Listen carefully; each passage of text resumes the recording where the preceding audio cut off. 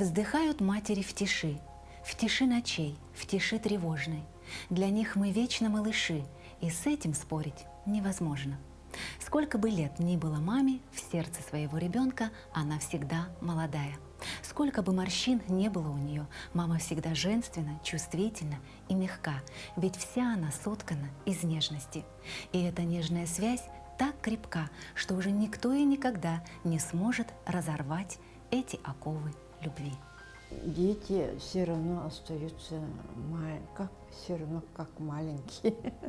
Такое чувство, нежность молодец. Это просто то, что вот дети пришли к тебе, ради тебя приехали посмотреть, увидеть, ну и поцеловать. Вот, очень радостное. Мама, конечно, всегда ждет, всегда. Родина – это там, где мама. Поэтому, естественно, мы приезжаем, Амгу считаем своей родиной, да? Хоть мы и здесь не родились, но Амга – это наша, да? Наша родина, мы ее любим. Вот. Неважно, где мы родились, главное, что мама здесь, значит, наша родина здесь.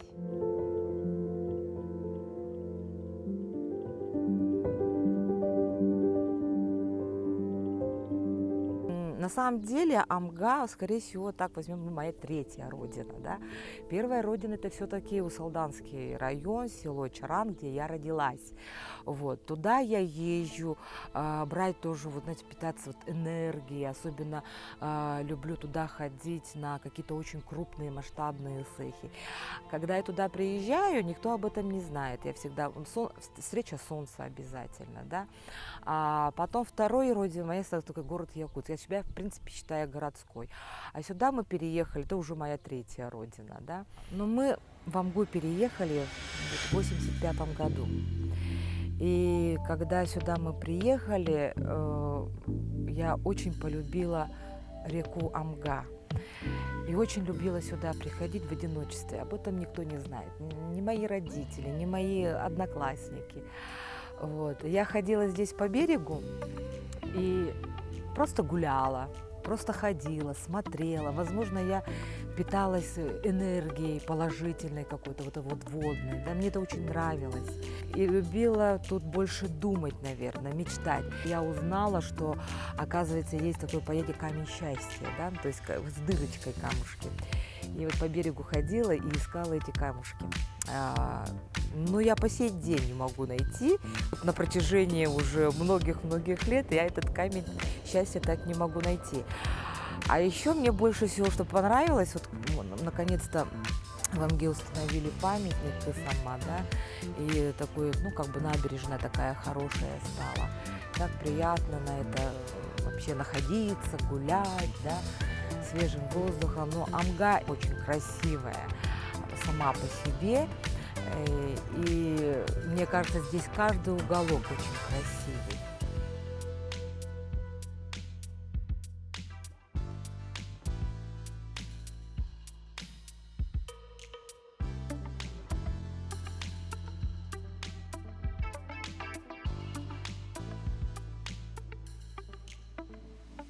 Здесь, конечно, больше всего это всегда природа, всегда. У меня есть место в парке, дерево, которое вот мне казалось, что она меня защищает, мне казалось, что она меня как-то очищает, да, вот, если у меня были какие-то, ну, вот, неприятные моменты, да, грусти и так далее.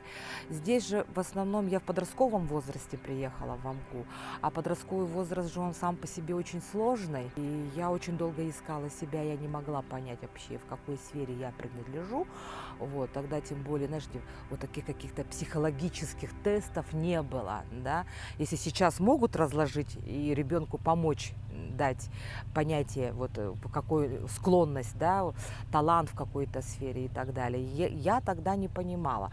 Я хотела стать, ну, думала, может быть, учителем, да. Кстати, из меня неплохой бы педагог получился бы, я думаю. Вот. Но Это пришло со временем, уже когда я осознала, поступила на режиссерский, ну и потом пошло-поехало. Я ж не знала, что потом будут проекты и так далее, что потом и спектакли буду ставить полноценные. Об этом я ничего не знала. Я мечтала о чем-то светлом, хорошем, наверное, но только не о режиссерской карьере. Нет, конечно. Татьяна Чаранская, режиссер массовых, самых зрелищных и культовых мероприятий Якутии. Жители республики знают ее как постановщика таких крупных проектов, как музыкальный интерактивный конкурс вокалистов «Сана-Эре», танцевальный конкурс «Стань звездой», республиканский конкурс среди силовых структур «Люди в погонах» и «Мисс МВД». Есть и другие знаковые культурные события, запомнившиеся зрителю своим собственным стилем и индивидуальным почерком. Это бал чемпионов, бал прессы, бриллиантовый бал, эстафета зимних Олимпийских игр Сочи-2014. Сегодня Татьяна Николаевна является директором Государственного театра эстрады. Ее фамилия на устах у многих ценителей культурной жизни республики. Чаранская – это псевдоним, что с якутского языка переводится как «березовая роща». Ну вот, собственно, это и есть мое дерево. Это моя отдушина, это мое дерево. Знаете, когда вот это дерево обнимаешь,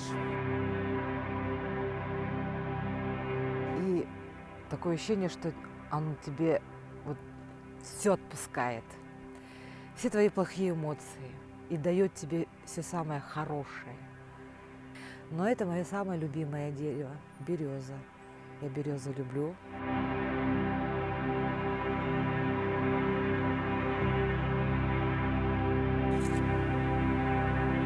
Красота.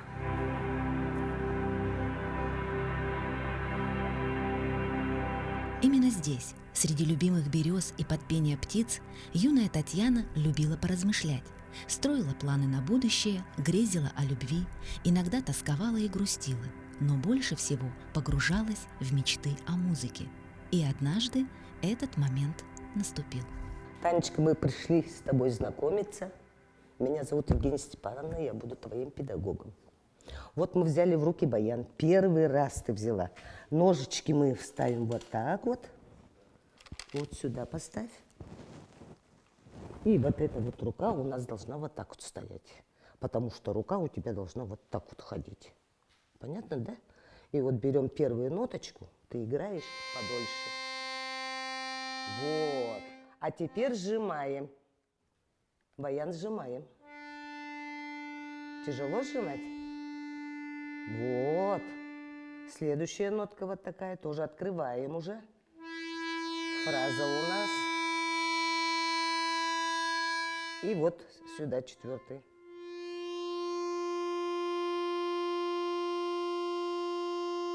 Вот мы с тобой сегодня прошли, Танечка, 4 нотки, которые ты должна дома выучить.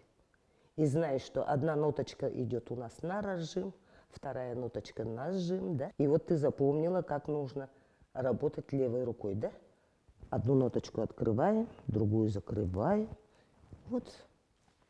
И дальше будет хорошо нам с тобой работать.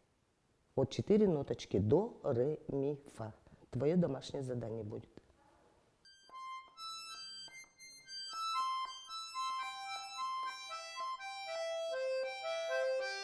Пошла.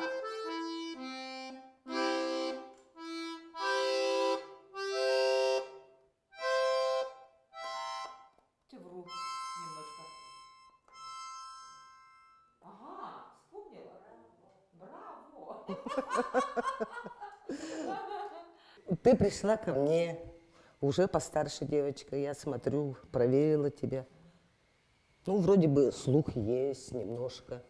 Немножко. Немножко. Не совсем уж прям Ага. Ну, думаю, взрослый человек, значит, все будет понимать. И вот помаленьку начали заниматься. Ну вот, когда пришла, у нее ничего не получалось, она начала играть. Потом постепенно, давай. И все время говорила: у тебя все получится, все будет хорошо. Это у меня единственный учитель, который всегда говорил: у тебя все получится. Она верила в это. Танечка у меня все выполняла. То, что я ей говорила, она приходила, все делала мне. А, Синдром отличницы, да? ну, не отличницы, но упорство вот Да, такое вот было, упорство, да. Я отличницей никогда не была. Я что и в средней школе не была отличницей, и в музыкальной школе тоже не была отличницей. Но упорство было вот что Ага. Но то, что знание это необходимо. сказали, значит сделала. Ага, обязательно. Инструмент это трудолюбие. Конечно, обязательно. Усидчивость, потому что домашнее задание еще задают же. Домой приходишь, дома тоже играешь. По 2-3 часа Ага. надо заниматься. Я 5 лет честно отучилась, да, начиная вот 10 класс я сдавала экзамены, кстати, выпускные. И Да, здесь, и в музыкальной здесь школе сразу. сдавала выпускные, да. Сразу. Еще я играла в На- ансамбле народных инструментах на домбре. Вот. Я играла строго по нотам. Целые, половинные, Да, четвертные, четвертные, восьмые. восьмерки, ага, тон, полутон, мажор, минор, вот это, да. И Пенси Панта хорошо объясняла всегда. И она такая терпеливая у меня всегда была. И я ее за это очень сильно любила. А мама у меня же тоже, кстати, такая молодец. Когда я поступила, она купила сразу же баян домой. Мгм. И сказала, баян стоит очень дорого, а по тем временам действительно было Дорого. очень дорого, да. И сказала, попробуй только бросить. И вот я поэтому оправдать мамино доверие училась. И мы все такие вот так. Алеша поступил на кларнет, мой брат, да, тоже закончил духовой оркестр. Ага, мама тоже кларнет ему купила. Наденька поступила на пианино, на фортепиано, тоже до конца отучилась. И мама тоже купила пианино. Вот. И мы все закончили, все дети у мамы, все с музыкальным образованием. И это все вот, Благодаря родителям. благодаря родителям, да. Да. Потому что мама поддерживала нас. Да. Но Наденька, она себя посвятила полностью музыке. Оправдала. Оправдала. Да, вот одна из 3 детей полностью связана с музыкой. Она до сих пор играет на фортепиано, преподавала, теперь она является завучем музыкальной школы села Мгив. Да. Потом, значит, вручали свидетельство об окончании музыкальной школы. И я получила свое свидетельство об окончании и заплакала. Так расстроилась, потому что я думала, что там должна была стоять оценка 4, вот, на 4, а у меня стояла 3. Я эту 3 увидела и врёт. Я уже на Евгению Степановну смотрю и такая, ну как, почему, я же так старалась. А я же старалась, реально старалась. Ты хорошо сдала, но экзамены принимала комиссия. Поэтому они же свои оценки ставили, а мы свои. Вот. И, оказывается, Евгения Степановна так настаивала, что мы 4-то поставили. Ага. Но комиссия сказала, нет, она на 4 не ставит. И вот думаю, да, вот все-таки взрослые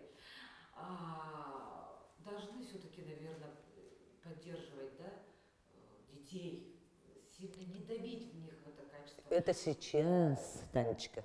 Ага. Раньше строго было. Да, раньше очень строго Да. было. Вот нет и все. Стояла, говорит, вся в слезах, и вот так вот я и убежала. Я Да. прям помню, в белом фартуке. И по улице Ленина Домой. домой, вся в слезах и вся обиженная от этого экзамена, потому что мне казалось, что я очень хорошо сдала экзамен. Ну, казалось. Казалось. Оказалось плохо. Ну вот. Мы все время, педагоги, здесь говорим, что, во-первых, режим у них в той школе, да, в этой школе, дисциплина. И в дальнейшем, когда вот мы по окончании музыкальной школы смотрим этих детей, они совсем отличаются от тех, которые, они постоянно занятые чем-то. Они уже привыкают к этому. До тогда. Это пятирядка, поэтому носи сюда перешла. Одинаково. И обратно.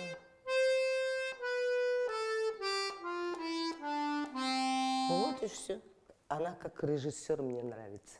Я была на концерте, когда творческий вечер был, и еще в погонах-то. А люди были? Конечно. Я ездила в город специально посмотреть этот концерт. Не говорила. Я инкогнито. Они приходят Вот. тихо, молча, Посидели, посмотрели и ушли. Гордимся мы своими учениками всегда.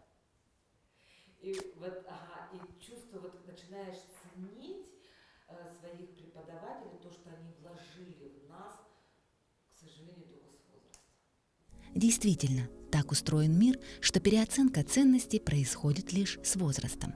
Взрослеет человек, становятся зрелыми мысли и поступки. Наверное, так оно и должно быть. Главное – успеть осознать и вовремя произнести нужные слова. А педагоги, они всегда следят за успехами своих учеников, ведь это и их вложенная частичка труда. Конечно же, за жизнью уже взрослых детей следят и мамы, особенно если их ребенок творческий, состоявшийся и имеющий много идей, задумок и проектов. Самара, стань звездой, люди в погонах. И вот сейчас вот это вот последнее, служебный роман.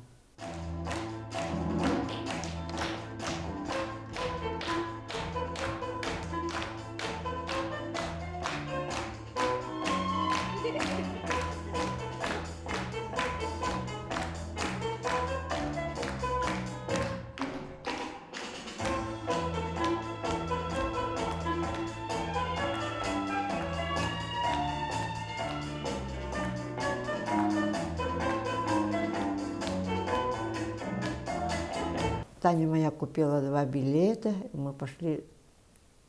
И тут Это я на собственный спектакль покупаю билеты. Да.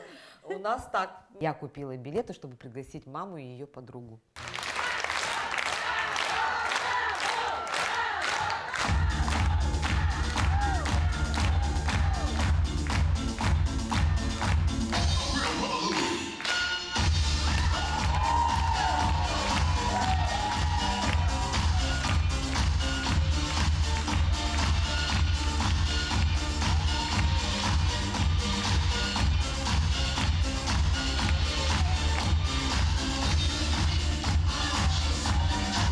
Нынче у нас весной были большие гастроли по Заречным улусам, по райцентрам. Целую неделю ездили, каждый день у нас спектакль. Вот Юлия Гартаптал, служебный роман на якутском языке. И каждый раз перед спектаклем Татьяна Николаевна выходила к зрителям и приветствовала их лично, и рассказывала вообще, как строился этот спектакль, какие свои там проблемы какие были, какие успехи все были. И в Амге был такой случай, когда вот мама Татьяна Николаевна, она присутствовала там, и вот Татьяна Николаевна сказала, то, что здесь сидит моя мама, и зрители очень долго и искренне аплодировали. Это был такой очень трогательный момент. И, конечно, вот так, вот, когда признание людей, зрителей, такое хорошее признание идет, это, конечно же, очень хорошо. вышла моя Таня. Мама, где ты? Ее не видно. Меня не видно. Я говорю, поприветствуйте мою маму, она здесь в зрительном зале сидит. Ага. Она есть или со зрителями. Она сидит, ее не видно, потом, мама, встань, пожалуйста. Она встала, и все равно ее не видно. Потом я стала кланяться, зрители, да, что они тоже хлопают. Валентина Афанасьевна, будучи скромной женщиной, признается, что не любит выходить на публику, но всегда очень гордится творчеством своей дочери. Успех и уважение, которые достигла Татьяна Николаевна, сегодня по достоинству оценен и коллегами, и зрителями. Работа в театре эстрады – это не только постоянные гастроли, концерты и спектакли. Это еще одна покоренная ею вершина. Это ее жизнь, требующая полной отдачи сил, энергии и труда.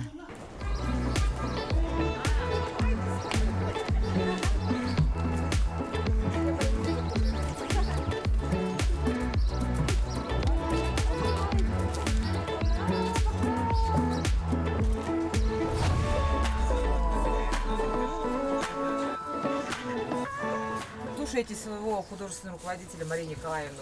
Где она, Мария Николаевна? Мария Николаевна, да, ага. Счастливого вам пути, хорошего вам сегодня концерта и хороших вам зрителей. Все, до свидания.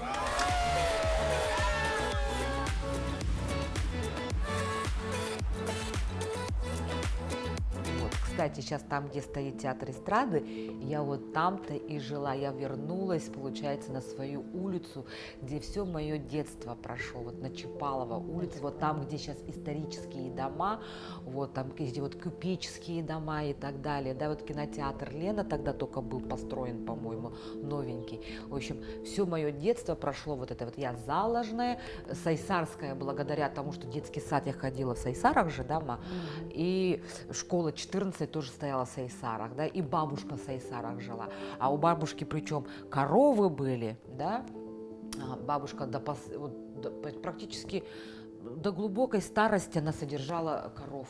Вот, и сама доила. И вот эта елочка, там, да, вот сторона Гемеина, мы там все время как бы тусовались, играли, да, с Гемеина до Мерзлотки мы всегда пешком ходили за хлебом, да, вот, ну, в общем, какое-то вот у меня воспоминание детское в основном вот как бы связано с городом, да, но бывали моменты, когда мы приезжали, пока вот дедушка, скорее всего, вчера не был жив по папиной линии, мы приезжали туда, и вот дедушку тоже я так смутненько помню, вот. Но по рассказам мамы я знаю, что я у них была самой любимой внучкой, потому что я старшая внучка была. И опять же, не знаю почему, я потом только поняла, почему я заставляла бабушку. Вот этот момент, кстати, я отрывками помню, как я лицо мыла молоком. А оказывается, я бабушку заставляла в умывальник наливать молоко, потому что я хотела стать белой. Я же смуглая сама по себе, да, вот, и, видимо, меня кто-то, наверное, из взрослых дразнил, вот, типа, харакыс, да, я помню, потому что они белокурые все, такие белокожные Сивцевы с маминой стороны, а с папиной стороны всех смуглые, вот, и я, видимо, хотела стать, вот, тоже белокожей, потому что у меня сестренка-то тоже светленькая, брат тоже светленький, а я одна темненькая в семье. Вот. И вложили в меня вот такие вот комплексы черненькой, грязненькой девочки. Ну, видимо, как гадкий утенок, может, я выглядела, не знаю.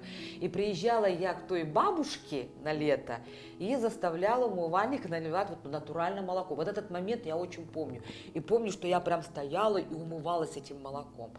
Вот. Может, поэтому у меня кожа хорошая. Колено у нее черненькие. И она прямо муку взяла муку и стала тереть свое колено, чтобы оно стало белым. Ну вот это я не помню. Представляете, я, между прочим, лыжницей была, вот. И там тоже чернело, весеннее солнце же съедало. Загар такой страшный, черный, который не смыть. Ужас какой-то. А тогда же не было вот от загара всяких кремов. Да ну как есть, так и ходили дети же. А я думаю, что так на меня шарахают это все вот так? А это, оказывается, солнце весеннее вот так вот съедало. Да? И я собирала жетончики. И у нас по физкультуре учитель говорил, если вы принесете столько-то жетончиков, да, там количество, сколько там, по километражу там, и жетончик давали, километр прошел, жетончик давали, километр 2, 3, 4, 5, вот так вот, да. Чем больше ты жетонов приносишь, тем тебе оценки хорошие ставили. Она вот. Старалась. И я так старалась, я так хотела получить пятерку, да, по физкультуре. И вообще, я помню, я шла по физкультуре, иду, а сколько мне лет тогда? Я, наверное, как сейчас, как внучка своя была, да? Вот, да, в 4 классе, наверное. Представляете, вот так вот и с лыжами, и меня никто не провожал, никто меня не заставлял, что вот надо идти. Нет, вот учитель сказал, принесете жетон, вы И я помню, вот иду прям на лыжах, да, и думаю, вот, хочу стать спортсменкой, да. Думала, вот я такой спортсменкой стану и буду на Олимпиаде участвовать. Ай, короче, что только не думала. Ну, это не такая, наверное, была мечта, нет. Ну, в общем, спортсменкой я не стала, лыжницей не стала. Сейчас я не знаю, сколько метров проеду на лыжах. Помимо лыжни, я же еще танцевать хотела. Вот это точно была мечта. Да, какие только я это танцевальные кружки не записывала. Я так хотела научиться танцевать бальные танцы. И пошла туда. И у станка стояла, и все время меня ругали, да. Ноговицына та, ноговицына не то, там, да, в общем-то, вот так, ну, как-то бездарная, да. Меня выгнали, значит, и вот это такая рана села, что я... И тогда мне сказали, я же слышу, как взрослые, да, она тяжелая, да, у нее кости тяжелые, у нее такая, сякая. И я тоже вся в расстройстве. А я там, господи, ребенок, да мне, наверное, лет 7, да. И меня, причем мама за ручки не водила, я сама ходила. А потом, но тем не менее, да, я вот поплакала, но это встряхнулась, встала и пошла дальше. И в школе, да, в 14-м открыли тоже танцевальный кружок. Я туда записалась. Я танцевала танец свечами. Вот это я помню. Ну, не одна, там ансамбль какой-то был, школьный, только внутри школы. А я тогда уже понимала, что внутри школы кружок или танцы, это немножко местечково, это мало, надо больше так обширно выходить, то есть это надо ходить на более такие крупные ансамбли, да, и я все время туда хотела и всегда вот так вот подглядывала. Так вот я свою мечту-то как осуществила-то? Через проект «Стать звездой». То есть все, что я не смогла сделать тогда в детстве, или, ну, в смысле, добиться чего-то, я уже добилась, будучи в зрелом возрасте, создав проекты.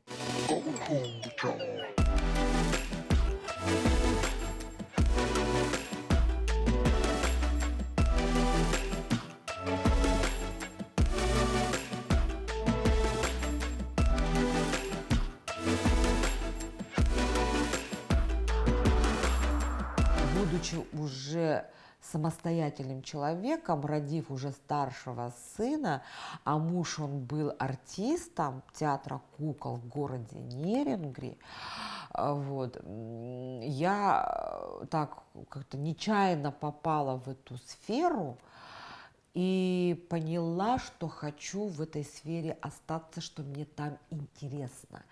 А интересно что было? Именно не когда играют на сцене, и не как я зритель смотрю, а процесс там, за кулисами, что происходит. И что же интересно происходило до выхода уже в готовом виде. И так я узнала, что режиссер этим-то и занимается. Вот так я и попала. И больше всего, конечно, мне помогла Клара Лазаревна, которая работала в отделе культуры в городе Нерюнгри, она-то меня и направила. Сказала, поступай, такая, Таня, ты в колледж культуры города Якутска, езжай туда. Я поступила. А потом мы уже поступили в Улан-Удэ, на режиссерское продолжили, получили уже режиссерское образование, ну, высшее, Восточно-Сибирскую государственную академию культуры и искусств. Она обучалась в Бурятии, приехала с постановкой и на видеокассете показала про Вторую мировую войну. Это была, по-моему, ее экзаменационная работа, дипломная работа. Вот. Я в первый раз тогда столкнулся с творчеством мамы.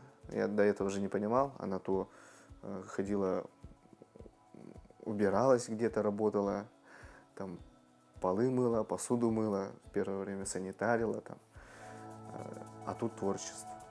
И она так хорошо зацепилась за это. Появилась очень хорошая возможность у нее. И она, люди в погонах, у нее хороший проект был.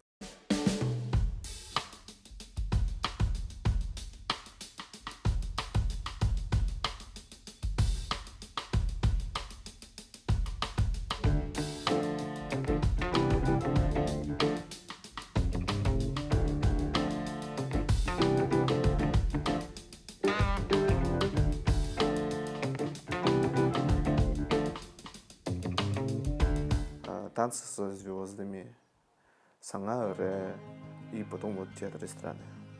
Татьяна Николаевна у нас руководитель, конечно, очень хороший.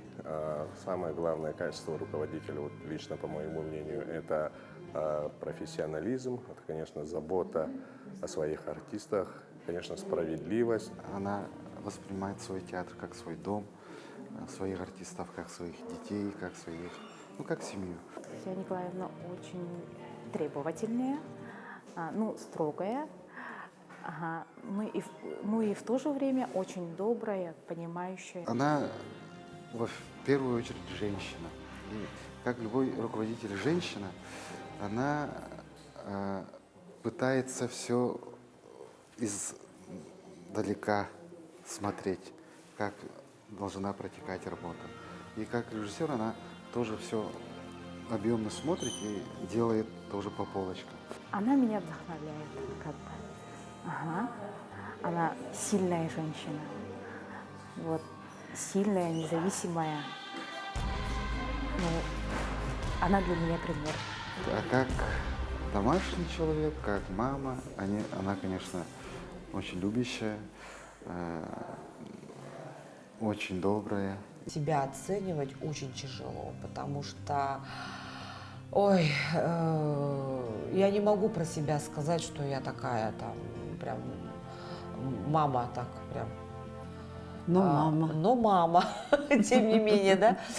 Моего старшего сына Айсена, скорее всего, вот моя мама воспитала. Потому что мы с Айсеном практически вдвоем росли, скорее всего, да. Я же совсем молоденькая была, когда первый раз вышла замуж. И мама взяла, получается, вот все на себя, его воспитание, потому что я училась. То бабушка – это самый родной человек у Айсена. Бабушка очень милый человек, добрый. Ой, такой радостный момент, я даже не верила, что я стала бабушкой. Мы с бабушкой могли разговаривать подолгу, потому что я старался ей помогать и в огороде, по хозяйству. Айсен, например, он очень творческий, да, сам по себе человек, у него клипы, он рекламы делает, он очень хорошие сценарии пишет. Я с детства активный. В 23-й школе, где я учился, мы с ребятами, с одноклассниками из параллельного класса создали рэп-группу. Как-то она заметила и подумала, вот сходи к продюсеру Антону Иванову и попробуйся. Пришел, попробовался, Антону понравилось. А он говорит, нужна вишенка на торте. А это Гадана оказалась. Мы с Гаданой учились в одной школе, только она была на 2 класса младше. И так сложилось, что мы начали выступать. Ты будешь со мною вечно, я укрою тебя от беззаботного ветра. Жду давно от тебя ответа. Видишь, как озеро прекрасно, но все эти недели на улицах метели. Все кругом в пух и в прах, в суетах, и лишь мы с тобой поем эти песни.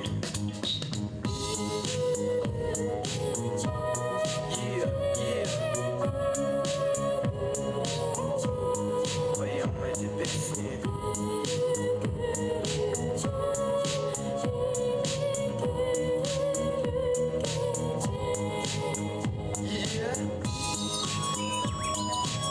Я занимаюсь продюсированием видео, рекламных роликов, видеодокументальных фильмов. Пишу сценарии, режиссирую. В своем узком кругу я продолжаю. И у меня есть записи. Ты обитаешь в моей голове. Видишь или нет, у нас нет никаких проблем. Внутри и снаружи равных тебе нет. Ты дашь, что зачаровывает своей красотой. Наяву и во сне, наяву и во сне. Ты обитаешь в каждом моем дне, и мы знакомы, будто сотни лет. Ты будто послана мне из других планет, и это самое прекрасное в тебе. Наяву во сне, наяву во сне. Рождение второго сына практически тоже. Я была студенткой, опять же. А Сашеньку воспитывала, получается, вторая наша мама, то есть по линии моего второго мужа. Младший сын – это уже так больше, знаете, вот склонности. Он политолог, он историк, защитил диплом магистра по международных отношений, очень продвинутый, очень умный. Иногда, мне кажется, чересчур умный, потому что с ним очень сложно спорить, его лучше слушать и, наверное, соглашаться. Бабушки, они сыграли очень большую роль в их воспитании, в их вообще, как сказать, формировании их характера. Вот. И чему, возможно, я очень даже рада, потому что они помягче. На самом деле мама очень много работала. И дома она всегда домой она всегда приходила отдыхать. Мы с младшим братом брали под ответственность уборку, готовку. И поэтому старались, чтобы мама отдохнула, потому что она очень много работала. Она не только в одной организации работала, она везде работала. Вот, и она всегда воспитывала нас одна, и поэтому, ну, я уже был подростком, мне кажется, я как-то понимал ее, что вот нужна ей помощь. Сашенька-то вообще маленький был, и поэтому я с ним был. Она же очень много преодолела, и такому характеру многие мужчины даже позавидуют. Она 2 детей подняла на ноги, стала значимым человеком в республике. Это же что? Это трудолюбие. Трудолюбие, вера в цель, в мечту, может быть, а потом из мечты делать как-то цель. Моя мама, скорее всего, она не похожа ни на чью. Не могу с кем-то ее сравнить, потому что моя мама – это моя мама. Особенно ее наставления по жизни мне очень пригодились. И за счет этого, скорее всего, такой, какой я сегодня есть, это во многом заслуга моей мамы. Как сыновья благодарны своей маме, так и сама Татьяна признательна своим родителям. Понимание, любовь, поддержка и мудрость – это все то, за что сегодня она говорит им сердечное спасибо. Я маме благодарна за все, что она вложила в меня в качестве доброты, да, потому что, несмотря на то, что, может быть, со стороны я выгляжу такой строгой и жесткой, про меня говорят, я очень даже мягкий и добрый человек, да, а это все качество мамы. Мама у нас очень мягкая, очень добрая, она вот плюс. Да. То есть, если папа минус, то она точно плюс. Да. Если папа требует, то она немножко смягчает. Требовательный был папа. Причем чрезмерно, наверное, требовательный, что хотелось всегда показать папе, что вот я примерная, я хорошая, я умная, я талантливая. Мама никогда не говорила: сделай вот так, тогда будет вот так вот правильно. Ага. Как-то я не помню, чтобы мама мне говорила: так не делай, или вот так делай, да, вот такого у нее нет. Она больше слушала. Это, наверное, я, как мама, пытаюсь своим детям: давай лучше вот так сделай. А так железный характер все-таки вот выработался с тем, что мама никогда не вмешивалась. Но один раз она вмешалась, решила вмешаться. Это когда один плохой мальчик камнем кинул меня и попал сюда, в лоб. И тут у меня шишка вышла. И мама пошла на разборки. Я пошла в школу, встретилась с этим мальчиком и сказала: ты почему так делаешь? И дала печенье им. Конфеты ты дала? Или конфеты. Конфету дала. Этим и все закончилось. Ага. И я была в шоке. Но я-то думала, она сейчас как даст этому мальчику: да не трогай мою девочку, вообще никогда не подходи, там что-то такое, да. А я смотрю, она ему дает конфетку. Я говорю, как так-то? Говорю, конфетку дала, да? А ее дочку, значит, тут ко мне бросила, тут шишка, она ему конфетку дает. А он, правда, потом меня ни разу не тронул. Мало того, он потом меня стал защищать. Как бы я всегда знала, что если я к маме обращусь, то мама всегда подаст руку помощи. Мама всегда вот тихо, молча, просто меня поддерживала. И, конечно, хотелось, чтобы мама была всегда рядом. Мудрость Валентины Афанасьевны не знает границ. Она проявлялась и в работе, и в быту, и в воспитании 3 детей. Сегодня все они состоявшиеся и уважаемые люди. Сын Алексей Наговицын – полковник в отставке. Дочь Надежда Алексеева – завуч Амгинской музыкальной школы. Татьяна Чаранская – востребованный режиссер. Несмотря на то, что Валентина Афанасьевна уже давно бабушка и прабабушка, а ее дом полон внуков и правнуков, сама она по-прежнему ощущает себя маленькой девочкой, беззащитной, робкой, все еще нуждающейся в поддержке самого близкого и дорогого человека – мамы. Моя мама – моя гордость.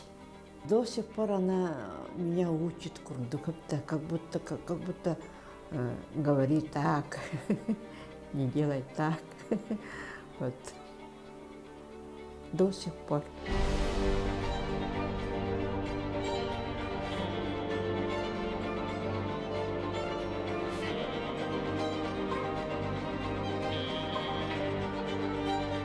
Сколько бы мы ни говорили о маме, этого будет мало. Каждая мама бескорыстно сделает все для своего ребенка. Она будет переживать за твою судьбу, независимо от того, сколько тебе лет. Женщина с золотым сердцем, икона с ликом святой. Вот кто для каждого человека является мама. Она самое дорогое сокровище, самая большая ценность в жизни. Она – ангел-хранитель. Ну а если вы не верите в ангелов, просто посмотрите в глаза своей мамы.